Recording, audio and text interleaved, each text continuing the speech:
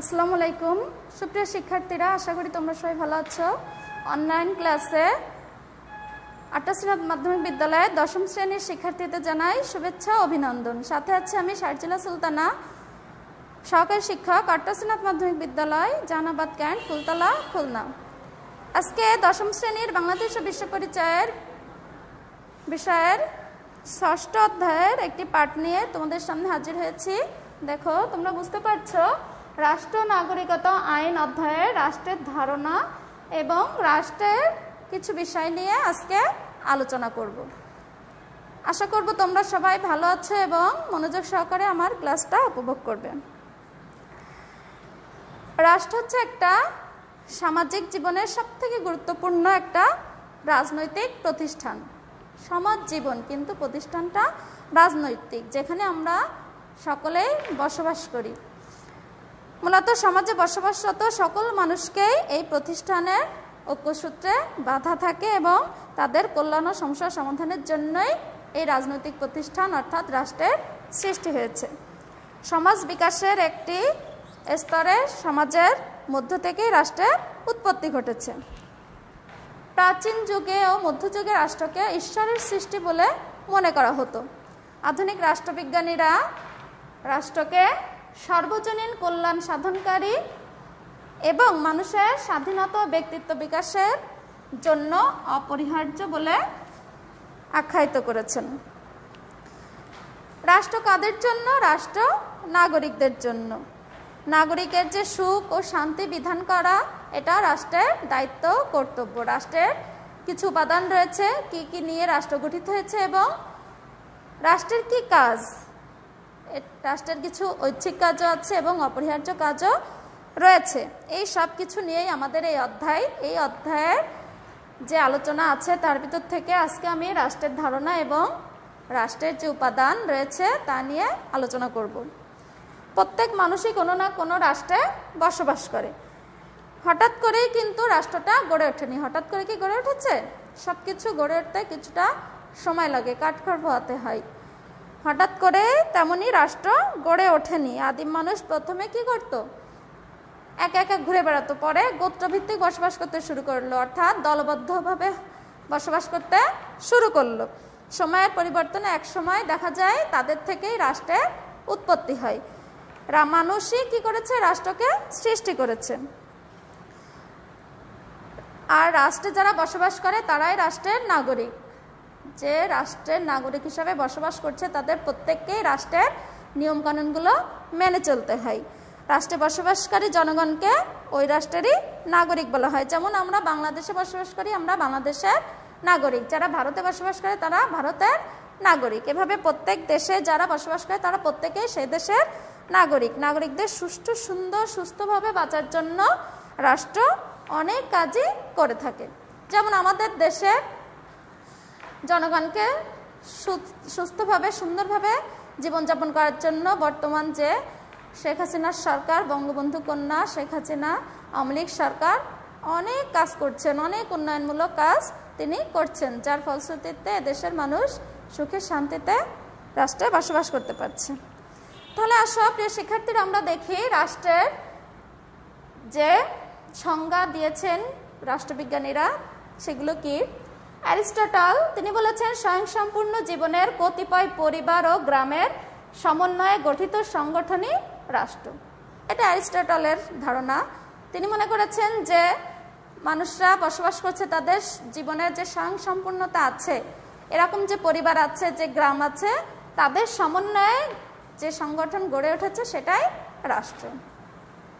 বিভিন্ন রাষ্ট্রবিজ্ঞানী বিভিন্নভাবে তাদের মতামত ব্যক্ত করেছেন। ম্যাকাইভারের মতে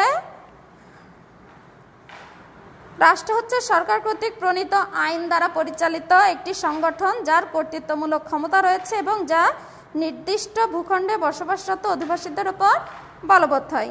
অর্থাৎ তিনি বলতে চাচ্ছেন, রাষ্ট্র সরকার আছে, সরকার কর্তৃক প্রণীত আইনও আছে, এই আইন দ্বারা পরিচালিত একটি সংগঠন যা কর্তৃত্বমূলক ক্ষমতা রয়েছে, মানে জনগণের উপর, নাগরিকের উপর কর্তৃত্ব প্রতিষ্ঠা করতে পারে, এই ক্ষমতা আছে এবং নির্দিষ্ট ভূখণ্ডে বসবাসরত অধিবাসীদের ওপর সেই ক্ষমতাটা বলবৎ করা হয়। এরকম বিভিন্ন রাষ্ট্রবিজ্ঞানী বিভিন্নভাবে রাষ্ট্রের সংজ্ঞা প্রদান করেছেন, তবে সবথেকে গ্রহণযোগ্য এবং সুস্পষ্ট পূর্ণাঙ্গ সংজ্ঞা প্রদান করেছেন অধ্যাপক গার্নার। তার মতে রাষ্ট্র হলো বহু সংখ্যক ব্যক্তি নিয়ে গঠিত এমন এক জনসমাজ যারা নির্দিষ্ট ভূখণ্ডে স্থায়ীভাবে বসবাস করে, যা বহিঃশক্তির নিয়ন্ত্রণ হতে মুক্ত এবং যাদের একটি সুসংগঠিত সরকার আছে, যে সরকারের প্রতি ওই জনসমাজ স্বভাবতই অনুগত। প্রিয় শিক্ষার্থীরা, তার যে সংজ্ঞা, তার মধ্য থেকেই আমরা রাষ্ট্রের যে গঠন, রাষ্ট্রের যে উপাদান, সেটা খুঁজে বের করে নিতে পারবো। দেখো এখানে তিনি কি বলতে চাচ্ছেন, রাষ্ট্র হলো বহু সংখ্যক ব্যক্তি নিয়ে গঠিত এমন এক জনসমাজ। তার মানে কি, রাষ্ট্রে অবশ্যই অনেক লোক থাকবে, একটা জনসমাজ থাকবে, অনেক লোক নিয়ে গঠিত হবে, যারা নির্দিষ্ট ভূখণ্ডে স্থায়ীভাবে বসবাস করে। এই যে জনসমাজ রয়েছে, বহু সংখ্যক ব্যক্তি নিয়ে যে জনসমাজ রয়েছে, সেটা একটা নির্দিষ্ট ভূখণ্ডে স্থায়ীভাবে বসবাস করবে। এখানে সেখানে এদেশে ওদেশে করলে হবে না, নির্দিষ্ট একটা ভূখণ্ড থাকতে হবে। যেমন বাংলাদেশ স্বাধীন হওয়ার পর এটা বাংলাদেশের নামেই নির্দিষ্ট ভূখণ্ড, এখানে স্থায়ীভাবে যারা বসবাস করছে। তাহলে কি বলছে যে নির্দিষ্ট ভূখণ্ড থাকবে এবং সেখানে জনসমাজ স্থায়ীভাবে বসবাস করবে, যা বহিঃশক্তির নিয়ন্ত্রণ হতে মুক্ত, অর্থাৎ বাইরে কোনো দেশ তাদেরকে নিয়ন্ত্রণ করতে পারবে না, তাদের পর কোনো কর্তৃত্ব প্রতিষ্ঠা করতে পারবে না, অর্থাৎ সে দেশটা, রাষ্ট্রটা কি হবে, সে ভূখণ্ডটা স্বাধীন হবে। এবং যাদের একটি সুসংগঠিত সরকার আছে এবং ওই রাষ্ট্র পরিচালনা করার জন্য একটা সরকার থাকবে, যে সরকারের প্রতি ওই জনসমাজ স্বভাবতই অনুগত, অর্থাৎ ওই সরকারের নিয়ম দেওয়া আইন কানুন ওই রাষ্ট্রের যে জনসমাজ তারা সবাই মেনে চলবে, তার প্রতি সরকারের প্রতি অনুগত থাকবে। তাহলে প্রিয় শিক্ষার্থীরা, আমরা দেখি রাষ্ট্রের যে গ্রহণযোগ্য সংজ্ঞা দিয়েছেন তার থেকেই রাষ্ট্রের অনেকটাই যে উপাদান সেগুলো বের হয়ে আসছে। আমরা তাহলে দেখি যে, সুতরাং আমরা বলতে পারি রাষ্ট্র হলো একটি ভূখণ্ড ভিত্তিক সমাজ বিশেষ, যার সংগঠিত সরকার ও জনসমষ্টি রয়েছে এবং যার নিজস্ব ভৌগোলিক এলাকার মধ্যে অন্যান্য সকল প্রতিষ্ঠানের উপর সার্বভৌম ক্ষমতা প্রতিষ্ঠিত আছে। এখন আমরা রাষ্ট্রের ধারণা সম্পর্কে অবগত হলাম। অধ্যাপক গার্নার তার সুস্পষ্ট পূর্ণাঙ্গ সংজ্ঞা দ্বারা রাষ্ট্রের সঠিক সংজ্ঞা প্রদান করেছেন, সেটা তোমাদের মাঝে তুলে ধরলাম। এর থেকে আমরা রাষ্ট্র গঠনে কি কি উপাদান পাই সেটা আমরা এখন দেখব। আমরা তাহলে পরবর্তী রাষ্ট্রের ধারণা থেকে চলে যাব রাষ্ট্রের উপাদান।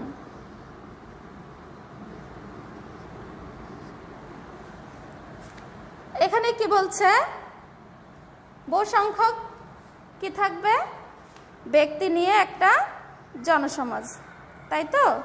তাহলে সেটাকে আমরা ধরবো জনসমষ্টি। তারপর কি বলছে, যেখানে নির্দিষ্ট ভূখণ্ডে স্থায়ীভাবে বসবাস করছে, নির্দিষ্ট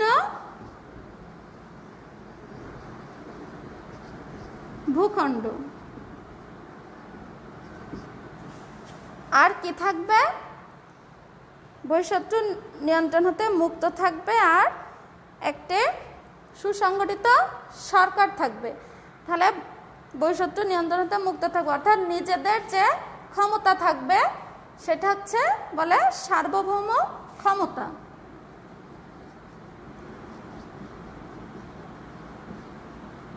অর্থাৎ নিজেরাই নিজের রাষ্ট্রকে পরিচালনা করতে পারবে, বহিঃশত্রুর নিয়ন্ত্রণ হতে মুক্ত থাকতে পারবে, এই সার্বভৌম ক্ষমতা বলে। আর এই ক্ষমতা দিয়ে একটা রাষ্ট্রকে পরিচালনা করবে, সেটা হচ্ছে সরকার। তাহলে প্রিয় শিক্ষার্থীরা, এই যে অধ্যাপক গার্নারের সংজ্ঞা থেকে আমরা যে উপাদানগুলো পেলাম সেগুলো নিয়েই গঠিত হবে কি রাষ্ট্র। এগুলো যদি না থাকে তাহলে আমরা সেটাকে রাষ্ট্র বলে বিবেচিত করতে পারবো না। এই চারটা উপাদানের সমন্বয়ে গঠিত হয় রাষ্ট্র। রাষ্ট্রের একটা উপাদানও যদি মিস হয়ে যায়, না থাকে, তাহলে সেটাকে আমরা কিছুতেই রাষ্ট্র বলতে পারবো না। যেমন মনে করো আমাদের খুলনায় সরকার আছে পরিচালনার জন্য, কিন্তু সেই সরকারকে পরিচালনা করছে মূল যে সরকার তাকে। নির্দিষ্ট ভূখণ্ড আছে, জনসমষ্টি আছে, আর কিন্তু এই সার্বভৌম ক্ষমতা নাই, এটা কেন্দ্রীয়ভাবে সরকার পরিচালনা করে। তাহলে দেখো, 4টা উপাদানের একটিও যদি বাদ যায় তাহলে আমরা তাকে কি বলতে পারবো না? রাষ্ট্র বলতে পারবো না।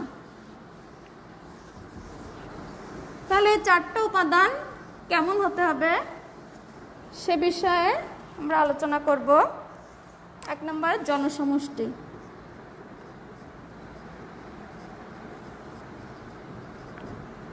জনসমষ্টি, একটা রাষ্ট্রের জনসমষ্টি কম বেশি হতেই পারে। জন্ম মৃত্যু আল্লাহর হাতে, জন্ম যে কোনো সময় হতে পারে, মৃত্যু যে কোনো সময় হতে পারে। এজন্য জনসমষ্টিটা নির্দিষ্ট নয়, এটা এক এক সময় এক এক রকম হতে পারে, আবার এটা কম বেশি হতে পারে। বিভিন্ন রাষ্ট্রে বিভিন্ন রকম হতে পারে, কোনো রাষ্ট্রে কম, কোনো রাষ্ট্রে বেশি হতেই পারে। রাষ্ট্রের প্রাথমিক উপাদান হচ্ছে জনসমষ্টি, এটা হচ্ছে প্রাথমিক উপাদান।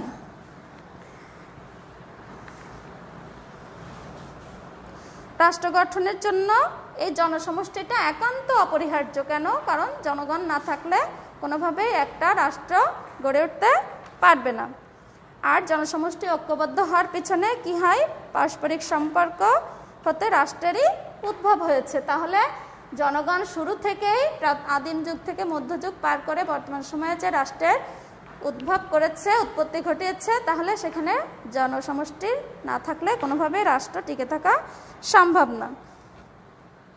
এটা কম বেশি যে কোনো পরিমাণ হতে পারে। যেমন গণচীন ভারতে 100 কোটির উপরে জনসমষ্টি। ভারত, চীনে 100 কোটি বেশি, এটা অনেক বড় রাষ্ট্র। আবার সান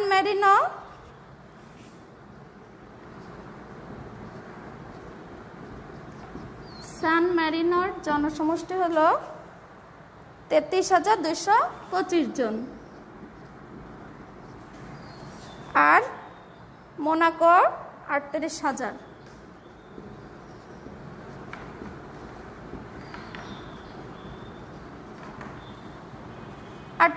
তাহলে দেখো প্রিয় শিক্ষার্থীরা, এই যে ভারত, চীন, এটাও যেমন রাষ্ট্র, এখানে জনসমষ্টি আছে 100 কোটিরও বেশি জনগণ। আবার সান ম্যারিনো, মোনাকো, এটাও রাষ্ট্র, স্বাধীন রাষ্ট্র হইলেই সেটা রাষ্ট্র। 33,000 সামথিং আর 38,000, তাহলে এরাও কিন্তু রাষ্ট্র।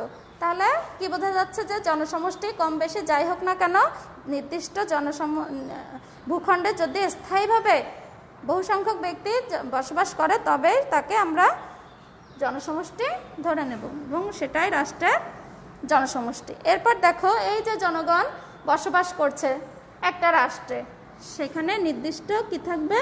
ভূখণ্ড থাকবে।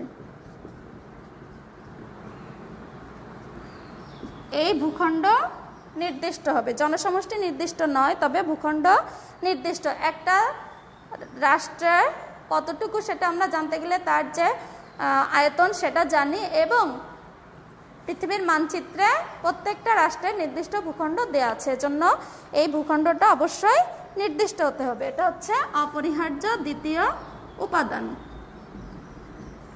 অপরিহার্য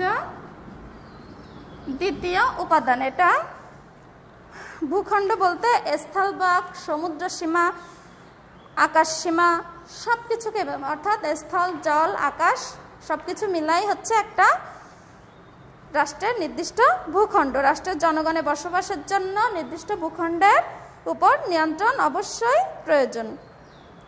জনসমষ্টি যখন ঐক্যবদ্ধ হয়ে জাতীয়তাবাদী আন্দোলন, সংগ্রাম, যুদ্ধ, সাংবিধানিকভাবে নির্দিষ্ট ভূখণ্ডের উপরেই নিয়ন্ত্রণ প্রতিষ্ঠা করে। প্রতিটা রাষ্ট্রেরই সীমানা কেন্দ্রিক নিরাপত্তা বেষ্টনী গড়ে তোলে।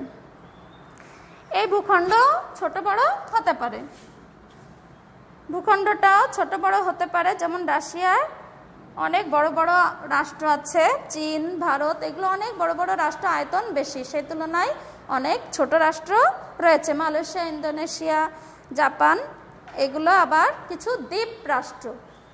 সমুদ্রের গভীর থেকে যে দ্বীপ সৃষ্টি হয়, এই দ্বীপ রাষ্ট্র রয়েছে, সেগুলোর মধ্যে রয়েছে জাপান, ইন্দোনেশিয়া, মালয়েশিয়া।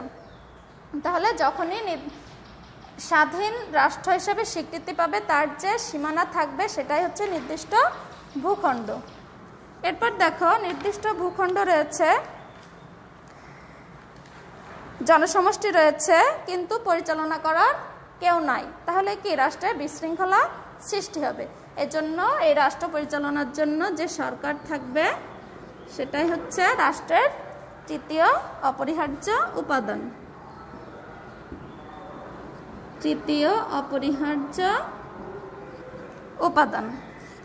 এই সরকার গঠনের মাধ্যমে নির্দিষ্ট ভূখণ্ডে যারা স্থায়ীভাবে বসবাস করছে তাদের উপর কর্তৃত্ব প্রতিষ্ঠিত হয়। এর মাধ্যমে রাষ্ট্র গঠন আংশিকভাবে সম্পন্ন হয়।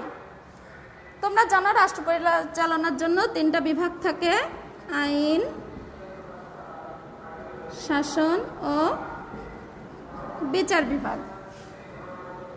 আইন, শাসন ও বিচার বিভাগ, এই 3 বিভাগের সমন্বয়ে গঠিত হয় সরকার। 3 বিভাগের সমন্বয়ে সরকার গঠিত হয় এবং এই নির্বাচনের মাধ্যমে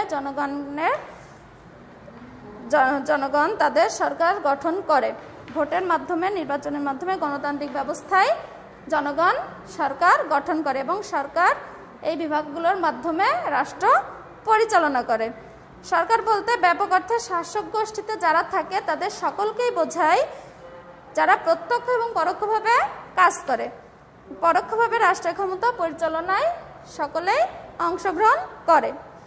রাষ্ট্রের ক্ষমতা সরকার কর্তৃক পরিচালিত। রাষ্ট্রের যে ক্ষমতা, সার্বভৌম ক্ষমতা, অর্থাৎ যে চরম ক্ষমতা বলে রাষ্ট্র পরিচালনা করবে, এটা সরকারই পরিচালনা করে। অধ্যাপক গার্নারের মতে রাষ্ট্র যদি হয় জীবদেহ, তবে সরকার হলো এর মস্তিষ্ক স্বরূপ। এ সম্পর্কে গার্নার কি বলেছেন? রাষ্ট্র যদি হয় জীবদেহ, তবে সরকার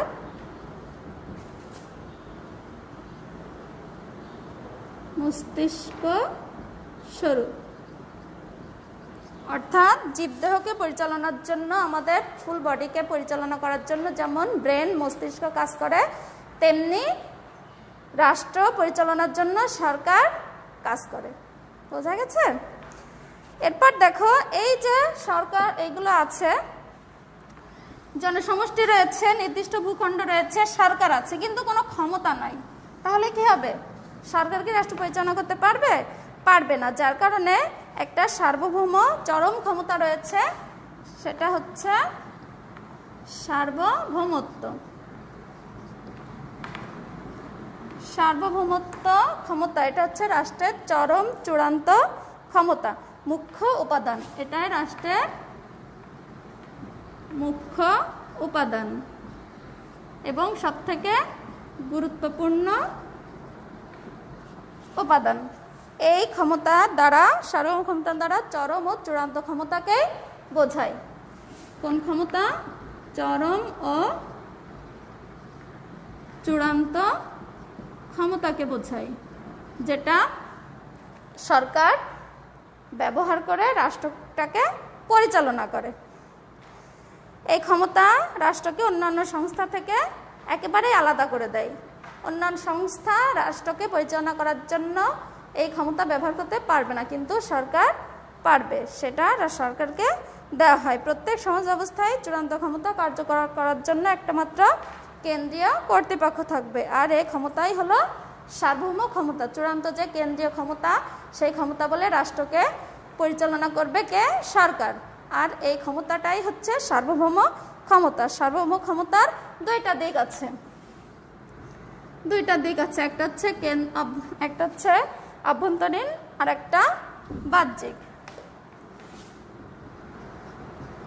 একটা আভ্যন্তরীণ আর একটা হচ্ছে বাহ্যিক। অভ্যন্তরীণ ক্ষমতা বলে প্রয়োগের মধ্য দিয়ে রাষ্ট্রের মধ্যকার সকল যে ব্যক্তি আছে, প্রতিষ্ঠান আছে, এর উপর রাষ্ট্র কর্তৃত্ব প্রতিষ্ঠা করে। আর এটা সার্বভৌম ক্ষমতার ঊর্ধ্বে কোনো কর্তৃপক্ষ থাকবে না। আর বাহ্যিক ক্ষমতার বলে রাষ্ট্র আন্তর্জাতিক ক্ষেত্রে বহিঃশত্রুর নিয়ন্ত্রণ ও হস্তক্ষেপ থেকে রাষ্ট্রকে মুক্ত করবে। কেবল জনসমষ্টি নির্দিষ্ট ভূখণ্ড আর সরকার থাকা সত্ত্বেও কিন্তু রাষ্ট্র বলা যাবে না। যদি না সার্বভৌম ক্ষমতা থাকে তবে সেটাকে রাষ্ট্র বলা যাবে না।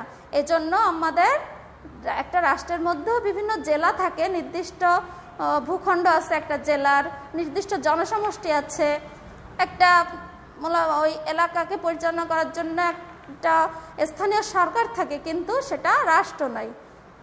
ঢাকা, খুলনা, সেটা রাষ্ট্র নয়। কেন? সেখানে সার্বভৌমত্ব যে চরম ক্ষমতা, সেই ক্ষমতাটা নাই। এটা শুধু একটা রাষ্ট্রেরই থাকে যখন সে সরকার এই ক্ষমতা ব্যবহার করে রাষ্ট্রটাকে পরিচালনা করে। তাহলে প্রিয় শিক্ষার্থীরা, তোমরা দেখতে পাচ্ছ যে রাষ্ট্রের যে ক্ষমতাগুলো, এই উপাদানগুলো রয়েছে, এই উপাদানের একটিও যদি বাদ যায় তাহলে সেটাকে আমরা কিছুতে রাষ্ট্র বলতে পারবো না। তাহলে রাষ্ট্রের উপাদান সমূহের যে 4টা উপাদান প্রত্যেকটাই গুরুত্বপূর্ণ এবং থাকতে হবে। জনসমষ্টি নির্দিষ্ট ভূখণ্ডে বসবাস করবে, পরিচালনার জন্য সরকার থাকবে এবং সেই সরকার রাষ্ট্র পরিচালনার জন্য তাকে অবশ্যই সার্বভৌম ক্ষমতার অধিকারী হতে হবে, তবে একটা রাষ্ট্র গড়ে উঠবে। তাহলে প্রিয় শিক্ষার্থীরা, তোমাদের একটা বাড়ির কাজ দেই। আশা করি তোমরা সুন্দরভাবে পাঠটি পড়ে কাজটি রেডি রাখবে।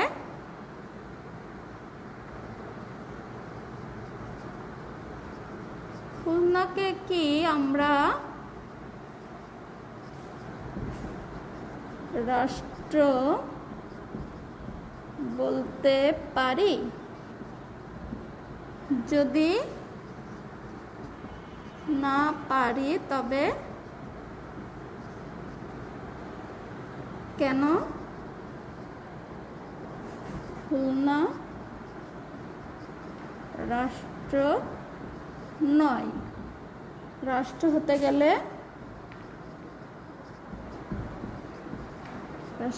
গেলে আর কি প্রয়োজন?